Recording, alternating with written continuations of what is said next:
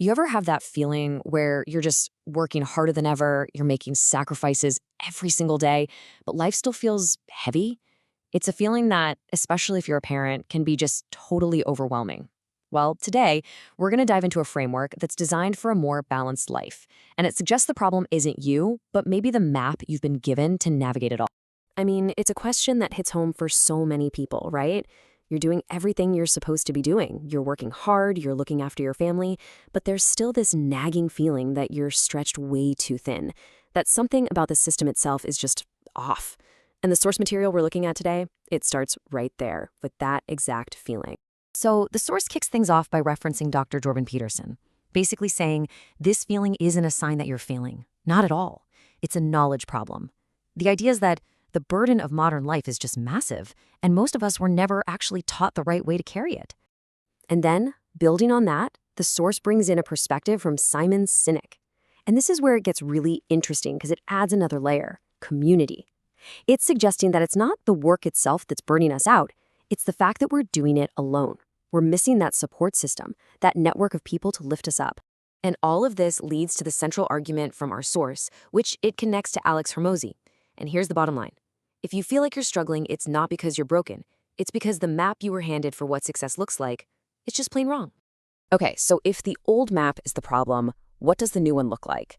This is the pivot point where our source goes from talking about the problem to laying out the solution. And it all starts with completely redefining what it actually means to be successful. And this slide just lays it out perfectly. On the left, you've got the old map, where wealth is pretty much just about money, right? That's the main goal.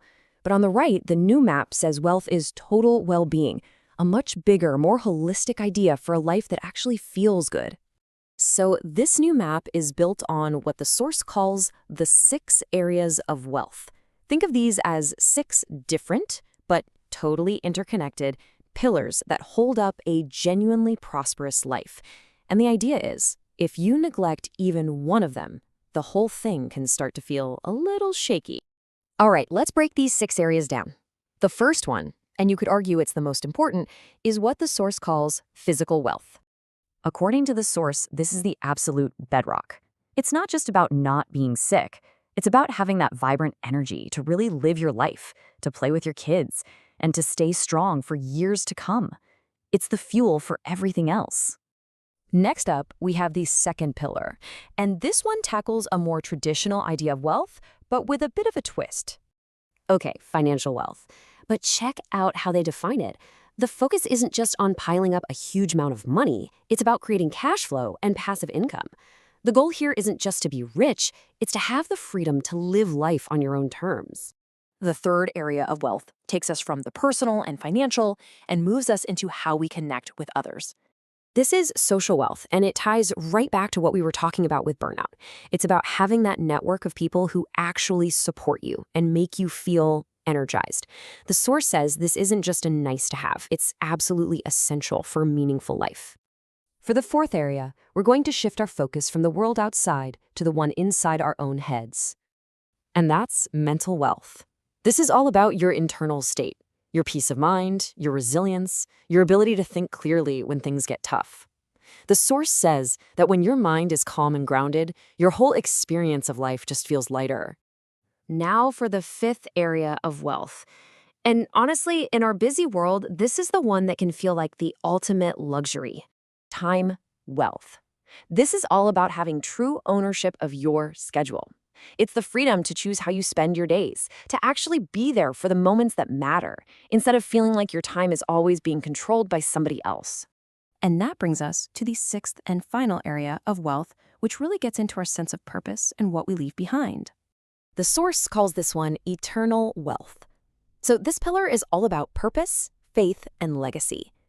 It's described as understanding that your life has a meaning that goes beyond just the day-to-day and living in a way that aligns with what the source calls God's kingdom. So once you've got these 6 areas laid out, what do you do with them?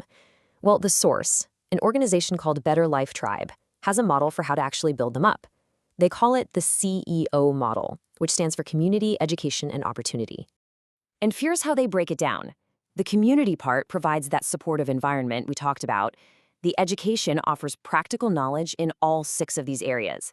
And the opportunity is described as a specific way to build passive income, which ties right back to that financial wealth pillar. They also mention that part of the membership fees go toward building sanctuaries for underprivileged kids. So, from the how, they get pretty direct with a call to action.